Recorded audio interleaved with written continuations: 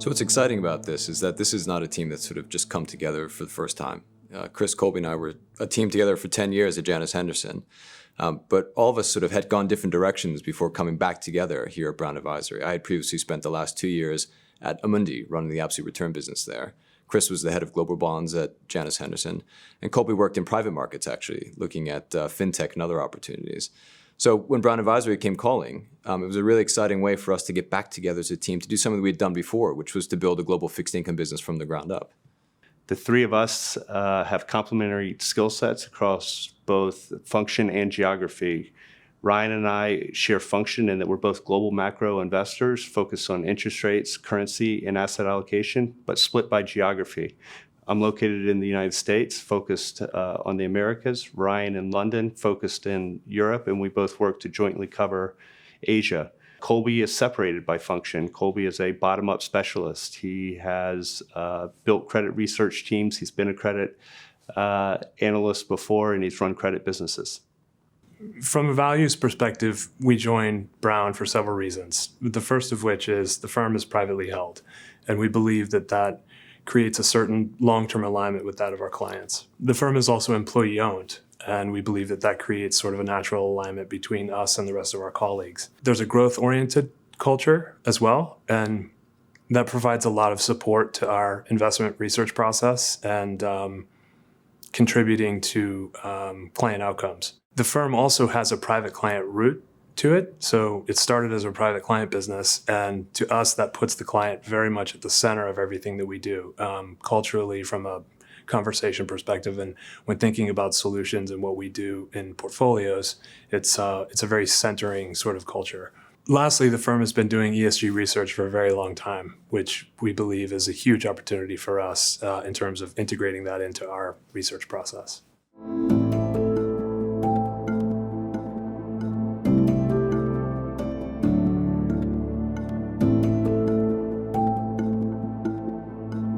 So we've really taken our investment philosophy and distilled it down into three key principles that we think differentiate us in the context of the market. And the first is an intersection in our process of both the top down and the bottom up. We are global fixed income managers. We manage a fund through the cycle, where there are peaks and troughs, ups and downs. But really we feel like the power is in the information that we get from the bottom up. Our job is to identify where we are in the economic cycle, to identify inflection points. But we've always felt that we get better data, more real-time data, by speaking to our credit analysts, to our equity analysts, ESG analysts, to hear about what companies are saying. If they're telling us about input costs and margins and supply chains, pricing power, those are the things that can lead to inflation or the lack thereof. And so from our perspective, it's really, really powerful. And we really want to use that to help us to identify inflection points. But we also recognize that, in the economic cycle, there are times where the macro totally overwhelms the micro. We think back to the European sovereign crisis. We had spent a lot of time on the ground with Italian banks, Spanish cable companies. But when Italian and Spanish sovereign spreads were gapping wider to bunds, it didn't matter if you had the best balance sheet in Italy and Spain. Those bonds are going down 30 or 40 points alongside the sovereign. So from our perspective, you need to have a macro lens, a top-down lens through which you view risk, asset allocate, so that you can manage successfully through the economic cycle. ESG is additive to our investment process in that it allows us to think about both risk and opportunity. Historically, fixed income investors have done a good job thinking about the downside given the asymmetric return profile of our asset class. And we believe that ESG research actually gives us more factors and more tools to assess that downside risk, which makes this sort of integration more powerful. Alternatively, on the upside, we believe that fixed income investors have not done as good a job about thinking about the opportunity set. So ESG, in our view, gives us more tools to think about what are the upsides in business models, in sovereigns. And so thinking about how spreads can tighten is another part of this that we feel ESG adds a little bit more of a powerful lens for us. So we've decided not to use a benchmark for a number of reasons. First is that benchmarks are dominated by the most indebted countries and companies in the world, and we don't want to feel obligated to have to lend to those entities. Second, while we have been in a multi-year, multi-decade bull market for bonds, we're now at the zero bound, so it seems unlikely that will be at zero and negative interest rates as we move into the future. And finally, there is a lack of flexibility around asset allocation. So we think that the starting point from traditional benchmarks is an auspicious start.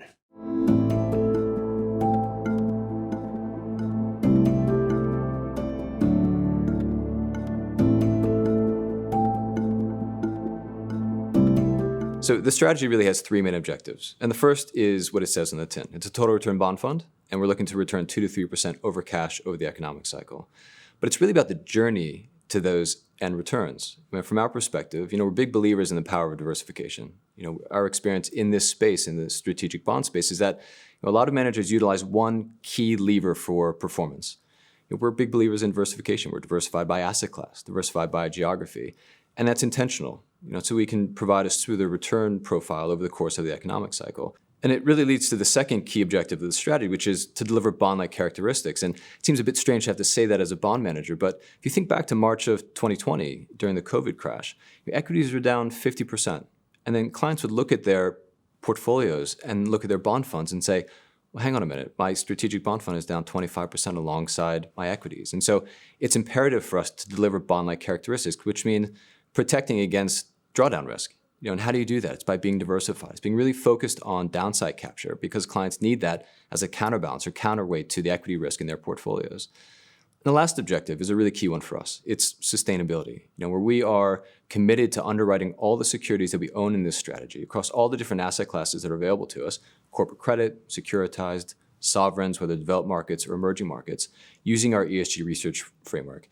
And that's by design, so we can be really transparent around the impact that all of our investments can make and will make over the course of the next 12 months.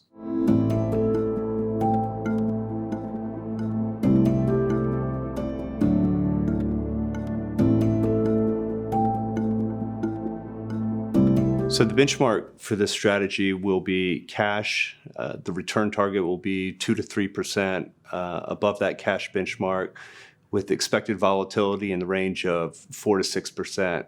There'll be quite a lot of flexibility around duration. The permissible range will be 0 to 8 years. The most likely range will be 3 to 5 years. Spread duration will be in the range of 3 to 4 years. But importantly, the portfolio will always be investment grade. We're flexible in terms of our asset allocation process, and there will be times when we own more corporate credit, both investment grade and high yield. But the portfolio overall average credit quality will never drop below BBB. We'll utilize all of the global investment classes available to us. So that includes developed world sovereign bonds, credit, both investment grade and high yield, emerging market bonds, both hard currency, local currency. We found that different environments provide different opportunities. Coming out of the financial crisis, there was a lot of opportunity in credit, where valuations were extremely cheap. Coming out of the European financial crisis, there was opportunity in peripheral European bond yields. In 2014 was a period of rapid US dollar appreciation against really all other currencies on the planet. So we'll actively allocate our risk depending on where we see the opportunity.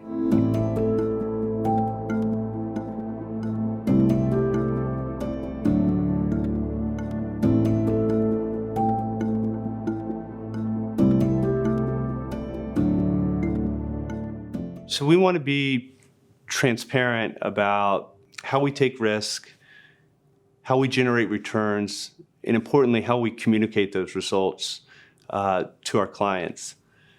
And oftentimes in the strategic bond space, multi-sector space, strategies are marketed and sold as being security selection funds. But when we have periods like March 2020, those funds experienced very significant drawdowns, and it turns out there was really a lot more beta risk in those portfolios than just security selection.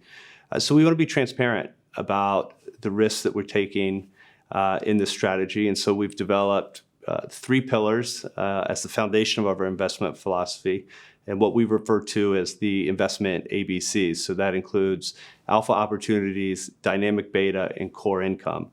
So starting with dynamic beta, this is the macro component of the risks that we take. So you can think about it in terms of interest rates higher or lower, risk on or off, spreads wider or tighter. It's going to be the largest driver of risk and return of the portfolio, and this is where the output of our strategic asset allocation is represented.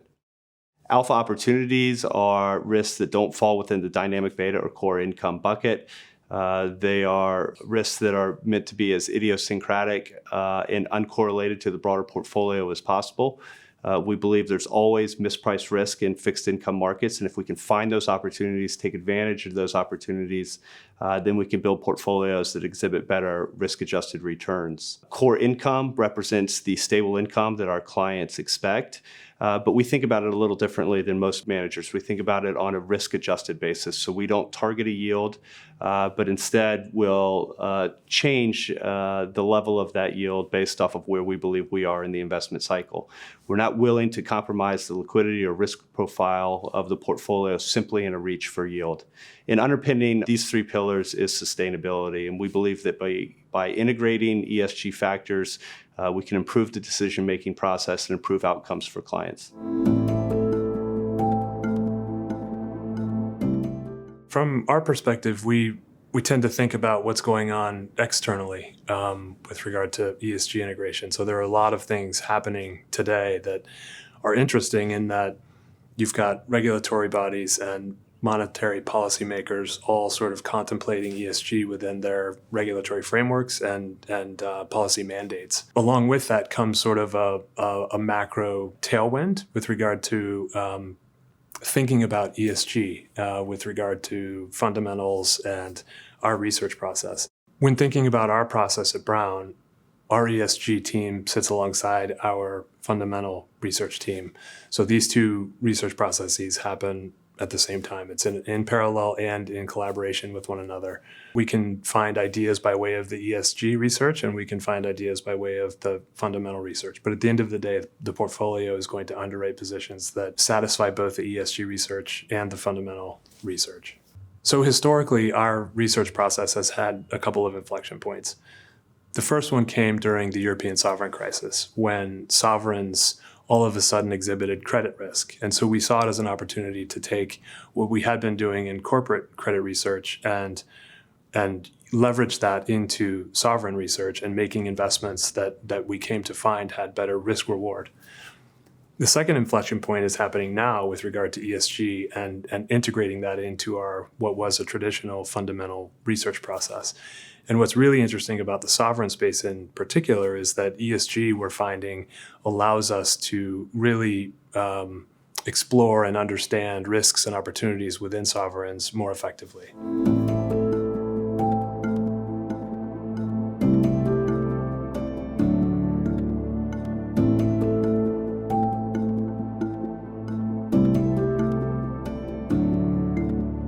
Really aware that the economic cycle has different phases. You have recovery, growth, slowdowns, and the portfolio shifts depending on where we think we are in the cycle. I mean, it's really a key part of how we think about our investment process. Where are we in the cycle? What are the inflection points that are coming up so that we can manage the peaks and the troughs? And it's really not just about where we are in the cycle, but what's the risk that we're going to take? How much risk? Where does the risk come from? And we have a lot of opportunities available to us in terms of asset classes and geography. So it's really about assessing where we are in the cycle, assessing the risk and opportunities available to us, and then building really dynamic portfolios that we think can deliver positive total returns, irrespective of what markets are doing. A key differentiator of the strategy is the flexibility. We're active asset allocators through the investment cycle, which means we can diversify the strategy across geography, across asset class, across developed markets and EM markets, which is really important today as we see a real bifurcation going on in developed world central banks. The US and Europe have decided to hold off and not raise interest rates, while other countries like Canada and New Zealand have decided now is the time. This allows us to diversify the interest rate risk and take advantage of the fact that certain countries are at different parts of their economic cycle. There's also opportunity to diversify into emerging markets. There is value that is being created in rates markets in South America currently. And it's this flexibility that allows us to provide better risk-adjusted returns for our clients. In addition, we believe that the intersection of top-down and bottom-up, coupled with the integration of ESG and fundamental research, provide us with a differentiated approach to providing risk-adjusted returns to our clients across the economic cycle. What I think is really important is that this is a part of the fixed income market that's really underserved. We look at sort of traditional ESG in fixed income has been done primarily in corporate credit. Clients, investors have been asking for an all-weather core sustainable bond fund. So first and foremost, we feel like there's an opportunity to deliver that to clients. Ultimately, I think the strategy is providing a solution that investors are asking for. Investors want performance first and foremost, and we recognize that. But investors want impact. And what the strategy does is that it brings both of those things to the table. We're big believers that ESG research and the integration of ESG leads to better investment outcomes. So ultimately lead to better performance. We have all the levers that we've historically used to generate performance. But in this way, we're not just doing performance, we're delivering impact so that clients can feel that their assets and their capital is being put to use in a way that can make a change globally, whether it's environmental, social, or via governance.